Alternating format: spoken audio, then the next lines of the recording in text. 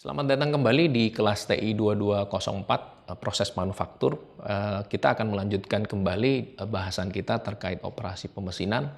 Pada bagian yang kedua ini kita akan bahas lebih merinci sedikit terhadap ketiga proses dasar, yaitu proses turning, drilling, dan milling dalam operasi pemesinan.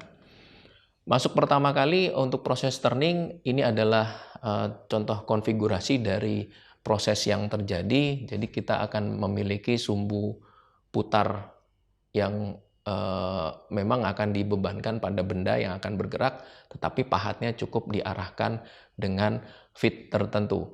Di sini ada beberapa notasi yang perlu kita lihat, dan juga dalam kita mengestimasi seberapa cepat nantinya kita dapat melakukan proses turning ini terhadap material yang akan kita buang. Kita bisa memanfaatkan rumus sederhana yang kita bahas pada pertemuan yang lalu, yaitu terkait MRR, di mana akan dipengaruhi oleh VFD atau kecepatan putar dari benda, kecepatan makan dari pahat, dan besarnya kedalaman yang akan kita kurangi. Contohnya di sini V bisa kita dapatkan dari rotasi spindle dari mesin bubut tersebut, ya. Lalu fitnya kita bisa dapatkan dari berapa fit rate-nya, ya. Setelah itu untuk kedalamannya bisa kita ukur dari perbedaan antara diameter awal dengan diameter yang dituju. Ini adalah contoh ragam proses turning yang bisa kita lakukan. Terdapat kurang lebih ada 10, ya. Yang pertama adalah yang kita sebut facing, gitu ya. Di sini tugasnya adalah untuk meratakan sisi ujung dari silinder tersebut agar menjadi referensi fitur-fitur yang ada pada permukaan itu. Lalu yang kedua adalah yang bentuknya taper, bukan hanya lurus saja, tetapi kita coba buat sudut sedikit. Atau yang ketiga, kita juga bentuk permukaan tertentu dengan kurva tertentu. Atau yang keempat, kita bisa melakukan form turning yang disesuaikan terhadap bentuk pahat. Demikian juga untuk yang chamfering, bisa kita modifikasi terhadap bentuk pahat tertentu. Selain itu, dalam proses turning ini juga kita bisa aplikasikan gerakan memotong dengan memberikan kedalaman hingga sumbu putarnya, sehingga otomatis perlahan akan mengurangi ke arah dalam dan memutus silinder ini. Lalu yang kita bahas juga di pertemuan yang lalu, kita bisa membentuk kulir, gitu ya, dari silinder ini yang kita sebut sebagai threading. Atau kita juga bisa sebetulnya melakukan drilling, ya, seperti yang pada indeks I ini. Tetapi jika kita tidak punya ukuran drill yang sesuai, atau misalkan drill tersebut terlalu besar untuk kita peroleh di pasar, ya, untuk kita beli, maka kita bisa juga aplikasikan proses boring namanya, untuk membesarkan lubang tersebut sampai diameter yang kita inginkan.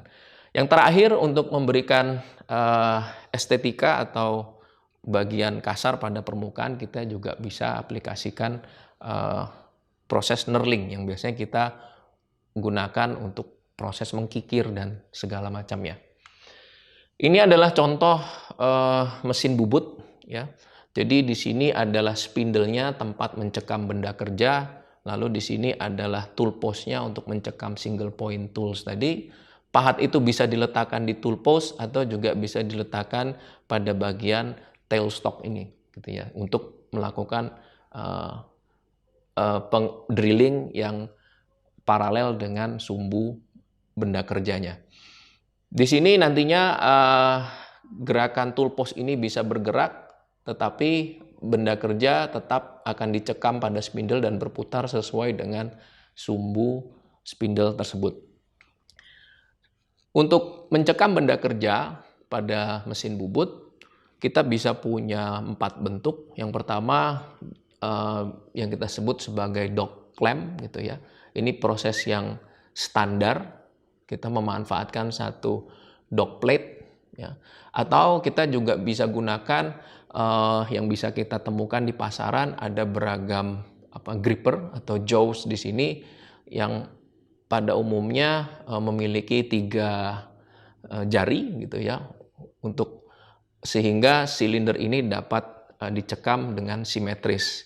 Jika benda kerjanya terlalu kecil, ya maka juga yang ketiga bisa kita tambahkan kolet, yang mana nanti kolet ini akan dipasangkan pada jaket. Yang jaket ini akan diputar pada bagian spindle yang ada di dalam sini.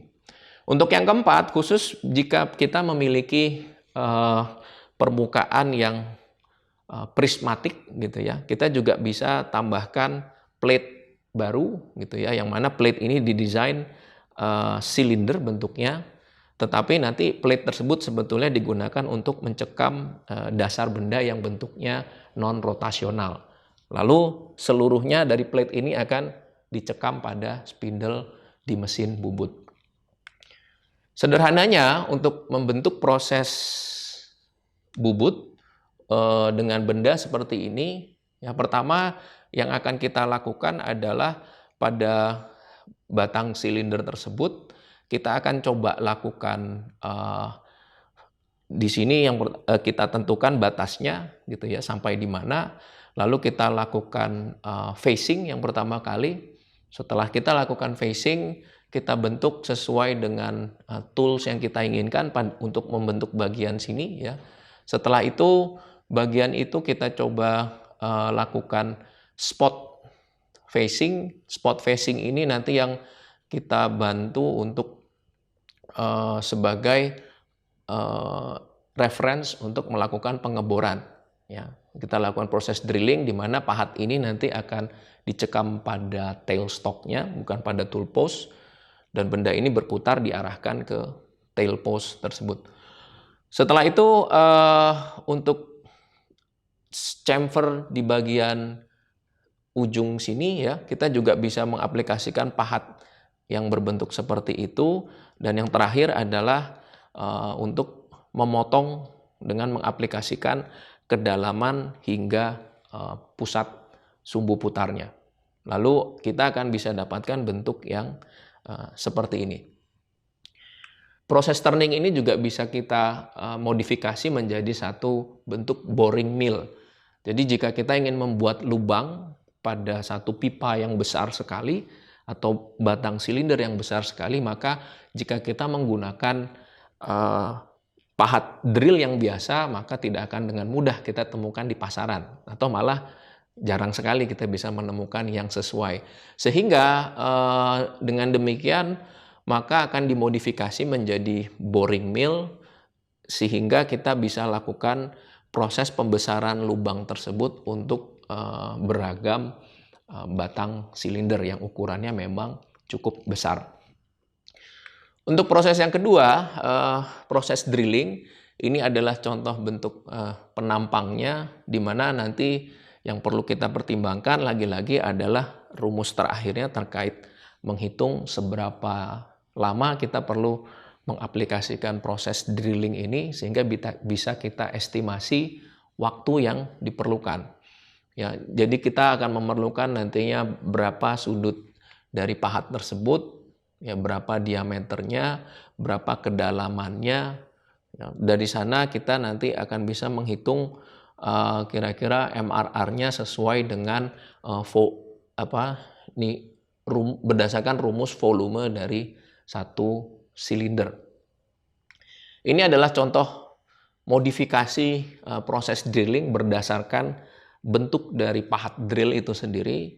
Yang pertama adalah proses rimming, atau pada dasarnya ini membesarkan lubang ya, tetapi di sini menggunakan jenis pahat yang berbeda dengan boring tadi. Lalu kita juga punya proses stepping, di mana di sini tugasnya untuk membentuk ulir di dalam lubang, dan sebagai bagian di atasnya ya, kita bisa membentuk yang bentuknya persegi atau yang berbentuk tirus. Nah, untuk center drill ini kita manfaatkan juga untuk sebagai guidance untuk melakukan proses drilling yang membuat lubang lebih dalam. Yang terakhir adalah spot facing, ini untuk meratakan bagian spot tertentu dari lubang. Karena ketika kita melakukan drilling sebetulnya juga bisa tercipta adanya bur yang bergerak ke atas seiring dengan ditariknya pahat drill tersebut, sehingga perlu diratakan. Berikut ini adalah contoh dari mesin drill sederhana yang bisa kita letakkan di meja ya. Ukurannya kecil, jadi ini akan berputar, pergerakan naik turun ini akan diatur oleh tuas ya, dengan benda kerja yang diposisikan pada meja kerja ini. Berikutnya kita akan lanjut ke proses milling.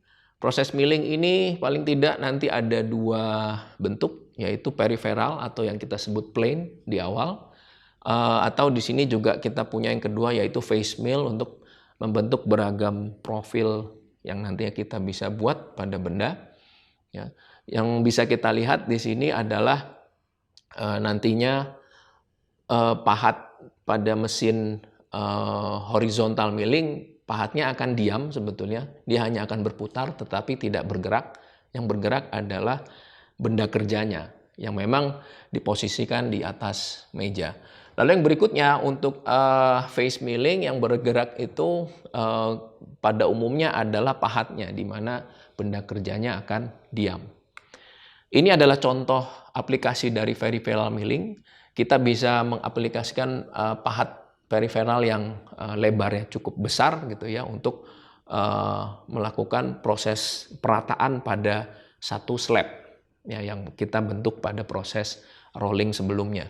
Lalu juga kita bisa desain slot dengan memanfaatkan pahat milling yang untuk proses vertikal.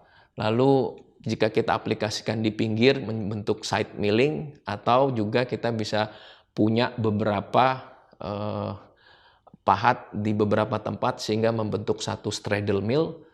Juga kita bisa memanfaatkan pahat yang khusus didesain untuk membentuk bentuk tertentu pada benda kerja dengan proses peripheral milling. Selanjutnya untuk face milling, pertama kita punya yang konvensional tersebut bisa untuk meratakan, kita bisa untuk membuat satu step ya, atau untuk end mill kita buat untuk satu bentuk slot yang di tengah. Dan juga face mill ini sangat berguna sekali jika kita ingin membentuk profile atau pocket tertentu ya, bentuk yang rongga di dalam satu permukaan. Dan juga dengan memanfaatkan pahat yang berbentuk bola, bisa kita bentuk satu kontur tertentu di permukaan benda kerja. Adapun yang mesti kita pertimbangkan, yang pertama yang paling penting di sini adalah adanya dua fenomena pada saat kita mengaplikasikan milling. Yang pertama yang kita sebut sebagai up milling, dan yang kedua adalah down milling. Ini dilihat dari arah pahatnya bekerja. Jika dia mendorong ke atas maka kita sebut sebagai up milling. Tapi sebaliknya jika dia mendorong ke bawah ya, maka kita sebut sebagai down milling. Pada umumnya up milling ini kita aplikasikan untuk proses roughing ya, untuk kecepatan makan yang lebih besar ya. Lalu yang berikutnya untuk menghaluskan finishing kita aplikasikan proses down milling. Yang keduanya nantinya akan menghasilkan bentuk chip yang berbeda. Untuk gram atau sisa material pada yang up milling cenderung akan lebih panjang lintasannya ya. Yang kedua, untuk down milling chipnya akan menjadi lebih pendek tetapi lebih lebar. Ini dari sisi karakteristik gramnya. Untuk parameter pemesinannya, untuk material removal rate-nya pun bisa kita hitung dengan memanfaatkan pahat, perputaran pahat, pergerakan benda kerjanya atau pahatnya, dan juga berapa diameter yang ingin kita kurangi. Ini adalah contoh mesin milling ya, beberapa konfigurasi. Yang pertama horizontal untuk peripheral atau plane milling, yang kedua vertikal untuk face milling. Yang berikutnya universal arm dan ram, ini khusus untuk vertikal, tetapi nantinya jika dilihat cara kerjanya yang universal ini nantinya meja itu bisa memiliki sumbu rotasi. Lalu untuk yang rem type-nya nantinya spindle pahat itu bisa melakukan beberapa rotasi di beberapa sumbu untuk mengakomodasi beragam jenis pemotongan. Perkembangan pemesinan tradisional sampai saat ini paling tidak sudah berkembang untuk bisa dilakukan aplikasi berdasarkan satu numerical control tertentu yang berbantuan komputer.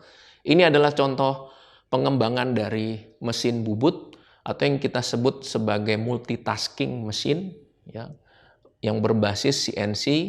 Ini adalah pengembangan dari mesin bubut tradisional. Jika pada mesin tradisional pahat itu hanya bisa satu, sedangkan di sini sekarang satu mesin bisa membawa atau menyiapkan beberapa pahat sekaligus. Jadi sekali benda itu masuk, maka keseluruhan proses pemotongan bisa dilakukan tanpa berhenti. Berikutnya adalah pengembangan dari mesin milling tradisional yang kita sebut sebagai machining center. Bisa kita temukan yang vertikal ataupun horizontal. Ya. Jadi pengembangan yang dua terakhir itu yang berbasis universal arm, yang kedua adalah rem type, itu adalah untuk mengakomodasi bentuk machining center. Bentuk yang lebih advance nantinya bisa dilengkapi dengan pallet changer di sini atau pallet shuttle, di mana paling tidak minimal ada 2 palet. Fungsinya adalah ketika satu palet sedang bekerja, maka palet yang berikutnya bisa disiapkan untuk benda kerja yang berikutnya. Sehingga ketika palet yang bekerja tadi selesai, maka secara otomatis ketika setup itu juga selesai, mereka akan bergantian sehingga prosesnya akan bisa diaplikasikan pada benda kerja yang berikutnya. Di sisi lain, operator bertugas untuk melepas dan memasang benda kerja berikutnya. Jika kita lihat kedua proses ini paling tidak yang basisnya turning dan milling juga bisa kita kombinasikan.